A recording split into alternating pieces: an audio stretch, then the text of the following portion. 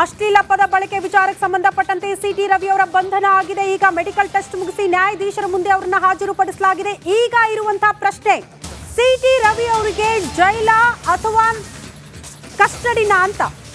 ನ್ಯಾಯಾಂಗ ಬಂಧನ ಆದ್ರೆ ನೇರವಾಗಿ ಜೈಲಿಗೆ ಅವ್ರನ್ನ ಕರ್ಕೊಂಡು ಹೋಗ್ಲಾಗುತ್ತೆ, ಕಸ್ಟಡಿ ಆದ್ರೆ ಪೊಲೀಸರ ವಶದಲ್ಲಿ. ನಾನು ಆರಂಭದಲ್ಲೇ ಹೇಳ್ತಾ ಇದ್ದೆ, ಎರಡೂ ಕೂಡ ಸಂಕಷ್ಟನೇ. ಸಿಟಿ ರವಿ ಅವರಿಗೆ ಯಾವುದೇ ಕ್ಷಣದಲ್ಲಾದ್ರೂ ಇವತ್ತು ಜಾಮೀನು ಸಿಕ್ಕರೆ ಅವರು ಸೇಫ್ ಆಗ್ತಾರೆ. ಜಾಮೀನು ಸಿಗದೆ ಹೋದಲ್ಲಿ ಶನಿವಾರ, ಭಾನುವಾರ, ಸೋಮವಾರದ ತನಕ ಕೂಡ ಸಿಟಿ ರವಿ ಅವರಿಗೆ ಸಂಕಷ್ಟ ತಪ್ಪಿದ್ದಲ್ಲ. ಕಾರಣ ನಾಳೆ ಕೋರ್ಟ್ ಹಾಲಿಡೇ, ಭಾನುವಾರ ಮತ್ತೆ ಕೋರ್ಟ್ ಹಾಲಿಡೇ. ಹಾಗಾಗಿ ಮತ್ತೆ ಸೋಮವಾರದ ತನಕ ಕಾಯಲೇಬೇಕಾದಂತ ಅನಿವಾರ್ಯತೆ ಸಿಟಿ ರವಿ ಅವರಿಗೆ. ಸೊ ಕೆಲ ಕ್ಷಣಗಳಲ್ಲೇ ಅವರ ಭವಿಷ್ಯ ನಿರ್ಧಾರ ಆಗ್ಬಿಡುತ್ತೆ. ಜೈಲ, ಕಸ್ಟಡಿ ಆದ್ರೆ ಎಷ್ಟು ದಿನಗಳ ಕಾಲ, ನ್ಯಾಯಾಂಗ ಬಂಧನ ಆದ್ರೂ ಕೂಡ ಎಷ್ಟು ದಿನಗಳ ಕಾಲ. ಪರಿಷತ್ನಲ್ಲಿ ಲಕ್ಷ್ಮಿ ಹೆಬ್ಬಾಳ್ಕರ್ ಅದು ಕೂಡ ಒಬ್ಬ ಮಹಿಳೆಯ ವಿರುದ್ಧವಾಗಿ ಒಂದು ಅಶ್ಲೀಲ ಪದ ಬಳಕೆ ಮಾಡಿದ್ದಾರೆ ಎನ್ನುವಂತಹ ವಿಚಾರ.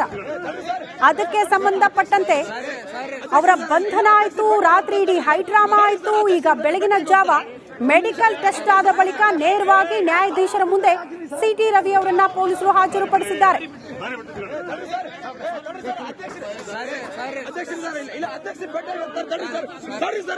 ಈ ಬಗ್ಗೆ ಮತ್ತಷ್ಟು ಡೀಟೇಲ್ಸ್ ಅನ್ನ ಕೊಡ್ತಾ ಹೋಗ್ತಾರೆ ನಮ್ಮ ಪ್ರತಿನಿಧಿ ಬಸವರಾಜ್. ನೇರ ಸಂಪರ್ಕದಲ್ಲಿ ಜಾಯಿನ್ ಆಗ್ತಿದ್ದಾರೆ. ಬಸವರಾಜ್, ಬಹಳ ಕುತೂಹಲ, ಜೈಲ ಅಥವಾ ಕಸ್ಟಡಿಯಾ ಅಂತ.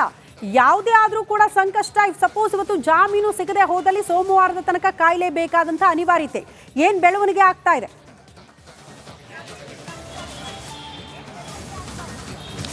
ಸದ್ಯ ಶ್ರುತಿ, ಸಿಟಿ ರವಿ ಅವರನ್ನ ಈಗ ಕೋರ್ಟ್ಗೆ ಹಾಜರುಪಡಿಸಿರ್ತಕ್ಕಂಥದ್ದು. ಇನ್ನೂ ಜಡ್ಜ್ ಬಂದಿಲ್ಲ ಅನ್ನುವಂಥ ನಿಟ್ಟಿನಲ್ಲಿ ಕೋರ್ಟ್ನೊಳಗಡೆ ಅವರನ್ನೆಲ್ಲ ಕಾಯ್ತಾ ಇದ್ದಾರೆ ಅನ್ನುವಂಥದ್ದು. ಸದ್ಯಕ್ಕೆ ಕೋರ್ಟ್ ಹಾಜರುಪಡಿಸಲಾಗಿದೆ. ಅಲ್ಲಿ ಆರ್ ಅಶೋಕ್, ಬಿಜೆಪಿಯ ಎಲ್ಲ ನಾಯಕರು ಕೂಡ ಇಲ್ಲಿರೋದ್ರಿಂದ ಬಹಳ ಮುಖ್ಯವಾಗಿ ಸಿಟಿ ರವಿ ಅವರಿಗೆ ಬೇಲ್ ಬಹಳ ಇಂಪಾರ್ಟೆಂಟ್ ಆಗಿರ್ತಕ್ಕಂಥ ವಿಚಾರ. ಹಾಗಾಗಿ ಎಲ್ಲ ಬಿಜೆಪಿ ನಾಯಕರು ವಕೀಲರ ತಂಡದ ಜೊತೆ, ಕಾನೂನು ಸಲಹೆಗಾರರ ಜೊತೆ ಇಲ್ಲಿ ಬಂದು ಈಗ ಬೇಲು ಡಿನೈನ್ ಆಗಿದ್ದಲ್ಲಿ ಬಹಳ ಸಂಕಷ್ಟ ಎದುರಾಗುತ್ತೆ. ಅದನ್ನ ಹೊರತಾಗಿ ಕೂಡ ಒಂದಷ್ಟು ಬೇಲ್ ಕೊಡಿಸುವಂತ ಕೆಲಸಗಳನ್ನು ಕೋರ್ಟ್ ಮುಂದೆ ಆಗ್ತಕ್ಕಂಥದ್ದು. ಯಾಕಂದ್ರೆ ಪ್ರಮುಖವಾಗಿ ರಾತ್ರಿ ಎಲ್ಲ ಅವರಿಗೆ ಮೇಲೆ ನಡೆಯತಕ್ಕಂಥ ದೌರ್ಜನ್ಯವನ್ನು ಒಂದಷ್ಟು ಲಾಯರ್ ಉಲ್ಲೇಖ ಮಾಡಬಹುದು. ಅದ್ರ ಜೊತೆಗೆ ರಾತ್ರಿ ಎಲ್ಲ ಅವರನ್ನ ಶಿಕ್ಷಿಸಿದ್ದಾರೆ ಅನ್ನುವಂತ ಆರೋಪ ಮಾಡಿದ್ದಾರೆ. ಮತ್ತೆ ಸ್ವತಃ ಸಿಟಿ ರವಿ ಅವರು ಕೂಡ ನನ್ನ ಮೇಲೆ ಹಲ್ಲೆ ಆಗುವಂತ ಪ್ರಯತ್ನಗಳಾಗಿದ್ದಾವೆ ಅನ್ನುವಂತ ಒಂದಷ್ಟು ಆರೋಪಗಳನ್ನು ಮಾಡಿದ್ದಾರೆ. ಹೀಗಾಗಿ ಜಡ್ಜ್ ಮುಂದೆ ಎಲ್ಲವನ್ನೂ ಕೂಡ ನಾನು ಸತ್ಯವನ್ನ ಹೇಳ್ತೇನೆ, ಯಾವ ರೀತಿಯಾಗಿ ಪೊಲೀಸ್ ನಡೆಸ್ಕೊಂಡ್ರು ಅನ್ನುವಂತ ಮಾತನ್ನು ಕೂಡ ಹೇಳ್ತಾ ಇದ್ದಾರೆ.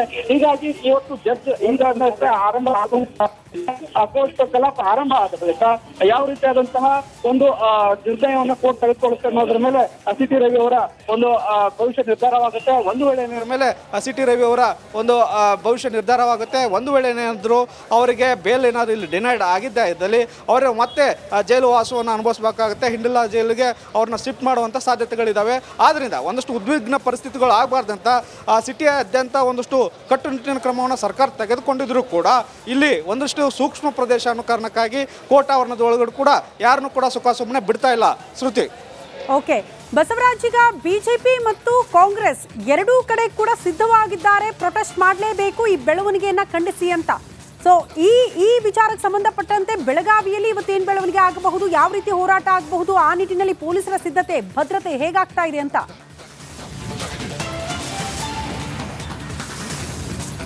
ಖಂಡಿತ ಶ್ರುತಿ, ಎರಡೂ ಪಕ್ಷಗಳು ಇದನ್ನು ರಾಜಕೀಯವಾಗಿ ಜೀವಂತ ಇಡುವಂಥ ಪ್ರಯತ್ನವನ್ನು ಖಂಡಿತವಾಗಿಯೂ ಮಾಡೇ ಮಾಡ್ತವೆ. ಯಾಕಂದರೆ ಪರಸ್ಪರ ನಿಂದನೆ ಮಾಡಿಕೊಂಡಾಗ, ಒಂದು ಮತ್ತಷ್ಟು ಮಹಿಳೆಯರನ್ನ ನಿಂದನೆ ಮಾಡಿದಾಗ ಅದನ್ನು ಒಂದಷ್ಟು ಲಾಭ ಪಡೆಯುವಂಥ ಕೆಲಸವನ್ನು ಕಾಂಗ್ರೆಸ್ ಮಾಡುತ್ತೆ. ಸರ್ಕಾರವಾಗಿ ಕೂಡ ಅಧಿಕಾರ ಚಲಾವಣೆ ಮಾಡುವ ಮೂಲಕ ಒಂದು ಲಾಭ ಪಡೆಯುವಂಥ ಕೆಲಸವನ್ನು ಮಾಡುತ್ತೆ. ಇನ್ನು ಉಳಿದಂತೆ ಬಿಜೆಪಿ ಕೂಡ ಅವರ ನಾಯಕರನ್ನು ನಡೆಸ್ಕೊಂಡಿರ್ತಕ್ಕಂಥದ್ದು ಮತ್ತು ಸಭಾಪತಿಗಳು ರೂಲಿಂಗ್ ಕೊಟ್ಟ ಬಳಿಕವೂ ಕೂಡ ಸರ್ಕಾರ ನಡೆದುಕೊಂಡಂಥ ರೀತಿ ಒಂದಷ್ಟು ದೌರ್ಜನ್ಯಗಳಾಗಿದೆ ಅನ್ನುವಂಥದ್ದು, ಜನಪ್ರತಿನಿಧಿಯನ್ನು ಸರಿಯಾಗಿ ನಡೆಸ್ಕೊಂಡಿಲ್ಲ ಅನ್ನುವಂಥ ಆರೋಪಗಳಿರೋದು. ಇದನ್ನ ಖಂಡಿಸಿ ಒಂದು ಏಕಮುಖವಾಗಿ ಪಕ್ಷಾತೀತ ಏಕಮುಖವಾಗಿ ಸರ್ಕಾರ ನಡೆದುಕೊಳ್ತಾ ಇದೆ ಅನ್ನುವಂಥ ಒಂದು ಆರೋಪವನ್ನು ಮಾಡಿ ಸರ್ಕಾರದ ವಿರುದ್ಧ ಬಿಜೆಪಿ ಕೂಡ ಪ್ರತಿಭಟನೆ ಮಾಡೋಕ್ಕೆ ಬಿಜೆಪಿ ಕೂಡ ತಯಾರಿ ಮಾಡಿಕೊಂಡಿದೆ. ಹಾಗಾಗಿ ರಾಜ್ಯಾದ್ಯಂತ ಎರಡೂ ಪಕ್ಷಗಳು ಪ್ರತಿಭಟನೆ ಮಾಡೋಕ್ಕೆ ಸಿದ್ಧತೆಯನ್ನು ಮಾಡಿಕೊಂಡಿದ್ದಾವೆ. ಶ್ರುತಿ, ಓಕೆ ಬಸವರಾಜ್, ಧನ್ಯವಾದಗಳು ತಮ್ಮೆಲ್ಲ ಮಾಹಿತಿಗೆ.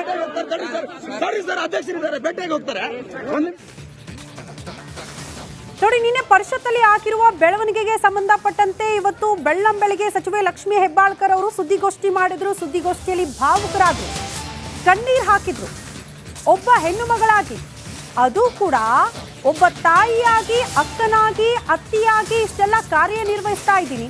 ಅದರಲ್ಲೂ ಕೂಡ ರಾಜ್ಯದ ಹೆಣ್ಣು ಮಕ್ಕಳ ಪರವಾಗಿ ಧ್ವನಿಯಾಗಿ ಕೆಲಸ ಮಾಡ್ತಾ ಇದ್ದೀನಿ. ನನ್ನ ವಿರುದ್ಧ ಅಶ್ಲೀಲ ಪದ ಬಳಕೆ ಮಾಡೋ ಮೂಲಕ ನನ್ನನ್ನ ತೇಜೋವಧೆ ಮಾಡಿದ್ದಾರೆ ಅಂತ ಭಾವುಕರಾಗ್ಬಿಟ್ರು ಲಕ್ಷ್ಮಿ ಮೇಡಮ್. ಸುದ್ದಿಗೋಷ್ಠಿಯಲ್ಲೇ ಗದ್ಗರಿತರಾಗ್ಬಿಟ್ಟಿದ್ದಾರೆ ಲಕ್ಷ್ಮಿ ಹೆಬ್ಬಾಳ್ಕರ್. ಸದನದಲ್ಲಿ ಎಲ್ಲರೂ ಕೂಡ ಸೈಲೆಂಟ್ ಆಗ್ಬಿಟ್ರು. ಬಿಜೆಪಿಯ ನಾಯಕರ ವಿರುದ್ಧ ಈ ರೀತಿ ಆಕ್ರೋಶ ವ್ಯಕ್ತಪಡಿಸಿದ್ದಾರೆ. ಯಾರು ಕೂಡ ಇದನ್ನ ಸಮರ್ಥನೆ ಮಾಡ್ಕೊಳ್ಬಾರ್ದು ಅಂತ ಪದ ಬಳಕೆ ಆಗಿದೆ. ಇಡೀ ಹೆಣ್ಣು ಮಕ್ಕಳಿಗೆ ಮಾಡಿರುವಂತಹ ಅವಮಾನ, ಹೆಣ್ಣು ಮಕ್ಕಳಿಗೆ ಕೊಟ್ಟಿಲ್ಲ ಅವರು ಒಂದು ಗೌರವವನ್ನ ಅನ್ನುವಂತಹ ವಿಚಾರವನ್ನ ಲಕ್ಷ್ಮಿ ಹೆಬ್ಬಾಳ್ಕರ್ ಅವರು ಇವತ್ತು ಸುದ್ದಿಗೋಷ್ಠಿಯಲ್ಲಿ ಪ್ರಸ್ತಾಪ ಮಾಡಿದ್ರು. ಒಟ್ನಲ್ಲಿ ಒಂದಂತೂ ಸತ್ಯ, ಎಲ್ಲ ಮಹಿಳೆಯರನ್ನ ಪ್ರತಿನಿಧಿಸ್ತಾ ಇದ್ದೀನಿ. ಇಂಥ ಸಂದರ್ಭದಲ್ಲಿ ನನಗೆ ಆ ಮಾತನ್ನು ಒಮ್ಮೆ ಎಲ್ಲ 10 ಬರೆ ಹೇಳಿ ನನ್ನನ್ನು ತೇಜೋವಧೆ ಮಾಡಿದರು. ಇದಕ್ಕೆಲ್ಲ ಹೆದರೋದಿಲ್ಲ ನಾನು. ಆದರೆ ನಾನು ಕೂಡ ಒಬ್ಬ ತಾಯಿ, ಒಬ್ಬ ಅಕ್ಕ, ಒಬ್ಬ ಅತ್ತೆ. ಇವತ್ತು ನನ್ನನ್ನು ನೋಡಿ ಸಾವಿರಾರು ರಾಜ್ಯದ ಎಲ್ಲ ಮಹಿಳೆಯರನ್ನ ಪ್ರತಿನಿಧಿಸ್ತಾ ಇದ್ದೀನಿ. ಇಂಥ ಸಂದರ್ಭದಲ್ಲಿ ನನಗೆ ಆ ಮಾತನ್ನು ಒಮ್ಮೆ ಎಲ್ಲ 10 ಬರೆ ಹೇಳಿ ನನ್ನನ್ನು ತೇಜೋವಧೆ ಮಾಡಿದರು. ಇದಕ್ಕೆಲ್ಲ ಹೆದರೋದಿಲ್ಲ ನಾನು. ಆದರೆ ನಾನು ಕೂಡ ಒಬ್ಬ ತಾಯಿ, ಒಬ್ಬ ಅಕ್ಕ, ಒಬ್ಬ ಅತ್ತೆ. ಇವತ್ತು ನನ್ನನ್ನು ನೋಡಿ ಸಾವಿರಾರು ರಾಜ್ಯದ ಎಲ್ಲ ಮಹಿಳೆಯರನ್ನ ಪ್ರತಿನಿಧಿಸ್ತಾ ಇದ್ದೀನಿ. ನಿನ್ನೆ ಸದನದಲ್ಲಿ ಭಾರತದ ಸಂವಿಧಾನ ಶಿಲ್ಪಿ ಡಾಕ್ಟರ್ ಬಾಬಾ ಸಾಹೇಬ್ ಅಂಬೇಡ್ಕರ್ ಅವರ ಅವರಿಗೆ ಅವಹೇಳನಕಾರಿ ಮಾತನಾಡಿದ್ದಾರೆ ಅಂತ ಹೇಳಿ ನಾವೆಲ್ಲರೂ ಧರಣಿಯನ್ನು ಮಾಡುವಂಥ ಸಂದರ್ಭದಲ್ಲಿ, ಯಾಕಂತಂದರೆ ಅಂಬೇಡ್ಕರ್ಜಿ ಅವರಿಂದನೇ ಇವತ್ತು ಮಹಿಳೆಯರು ನಾವು MLA ಆಗಲಿಕ್ಕೆ, ಮಂತ್ರಿ ಆಗಲಿಕ್ಕೆ ಸಾಧ್ಯ ಆಯಿತು.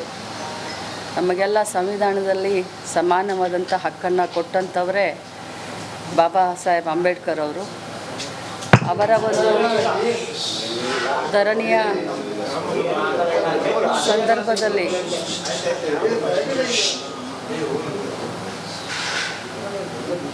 ಎಲ್ಲರೂ ಧರಣಿ ಮಾಡಿ ಮುಗಿಸಿ ನಾವೆಲ್ಲ ಕೂತ್ಕೊಂಡಿದ್ವಿ.